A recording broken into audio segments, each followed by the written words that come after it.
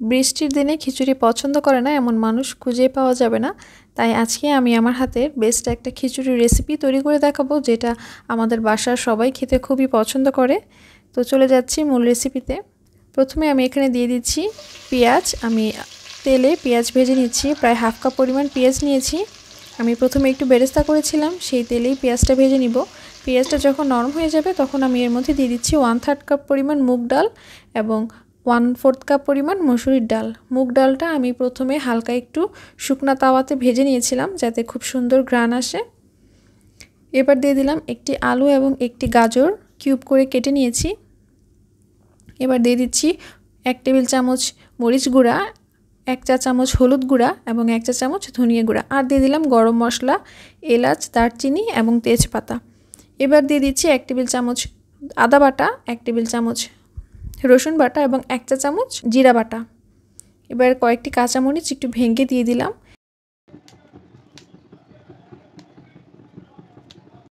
এবার সব কিছু একসাথে নেড়েচেড়ে মিশিয়ে নিচ্ছি। মশলাগুলোকে এবার আমি অল্প করে পানি দিয়ে কষিয়ে নিব।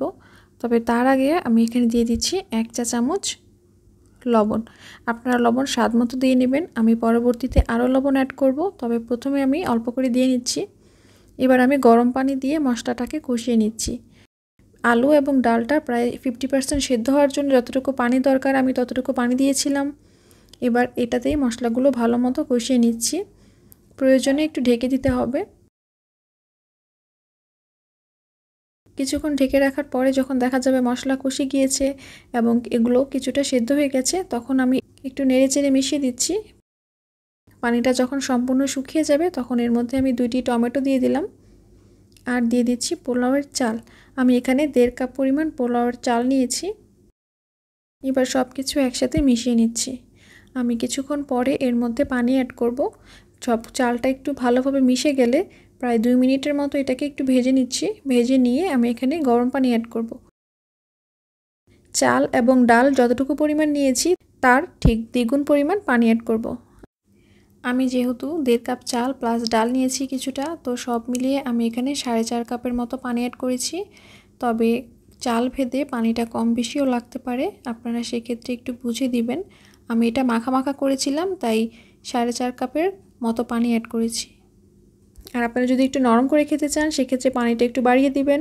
আমি অবশ্য একটু পানিটা বাড়িয়ে দিয়েছিলাম পরে, কারণ আমার একটু মাখা মাখা খিচুড়ি পছন্দ, তাই আমি একটু পানিটা বাড়িয়ে দিয়েছিলাম। আপনারা যদি ঝরঝরে খিচুড়ি পছন্দ করেন সেক্ষেত্রে পানিটা এক্স্যাক্টলি যতটুকু চাল আর ডাল দিবেন তার ঠিক দ্বিগুণ দিয়ে দিবেন।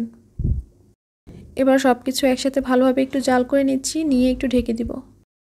দমে দিয়েছিলাম, পানি শুকিয়ে গেছে, এর মাঝে আমি কয়েকবার নাড়া দিয়েছিলাম।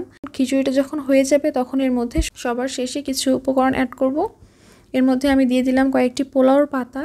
পোলাওর পাতাটা দিলে খুব সুন্দর একটা ঘ্রাণ আসে, আমার কাছে আছে তাই দিয়েছি, না থাকলে না দিলেও চলবে। এবার দিয়ে দিলাম ভাজা জিরা গুঁড়া, প্রায় 1.5 চা চামচ ভাজা জিরা গুঁড়া দিয়েছি। আর দিয়ে দিচ্ছি পেঁয়াজের বেরেস্তা, ভাজা জিরা গুঁড়া, পেঁয়াজের বেরেস্তা এবং সবশেষে এখানে দিয়ে দিব ঘি। এই 3টা জিনিস দিলে এর মধ্যে যেই টেস্টটা আসে আপনারা অন্য কোনোভাবে রান্না করলে এই টেস্টটা পাবেন না। আমি বলবো অবশ্যই এই 3টা জিনিস অ্যাড করবেন খিচুড়ি রান্নার একদম শেষে। এবার আমি এখানে কয়েকটি ধনিয়া পাতা কুচি করে দিয়ে দিলাম। এবার সব কিছু একসাথে নেড়ে চেড়ে মিশিয়ে দিচ্ছি। দেখুন খিচুড়িটা কতটা সুন্দর হয়েছে, একেবারে মাখা মাখা। আমার রান্না কিন্তু একেবারেই শেষ হয়ে গেছে। আমি এখানে আর কোনো কিছু অ্যাড করব না, শুধুমাত্র ঘি অ্যাড করব। সব কিছু নেড়ে চেড়ে এবার আমি চুলাটা অফ করে দিয়েছি। এবার সবশেষে দিয়ে দিলাম ঘি। আমি এখানে প্রায় 1 টেবিল চামচের মতো ঘি দিয়েছি। ঘিটা দিয়ে ঢাকনা দিয়ে ঢেকে রেখে দিব। এরপরে জাস্ট বেড়ে খেয়ে নিব, শেষ। আর কোনো কিছুই করতে হবে না। আমার রান্নাটা হয়ে গেছে। তো কেমন লাগলো আপনাদের কাছে রেসিপিটা আমাকে কমেন্ট করে জানাবেন। রান্না করা কিন্তু খুবই সহজ। আশা করছি রেসিপিটা আপনাদের কাছে ভালো লেগেছে। ভালো লেগে থাকলে লাইক, কমেন্ট এবং শেয়ার করতে ভুলবেন না। আমি এই খিচুড়িটা ডিম ভাজার সাথে সার্ভ করেছি। রেসিপি ভালো লেগে থাকলে লাইক, কমেন্ট এবং শেয়ার করতে ভুলবেন না। ফেসবুক পেজটি ফলো দিবেন। সবাই অনেক ভালো থাকবেন। আল্লাহ হাফেজ।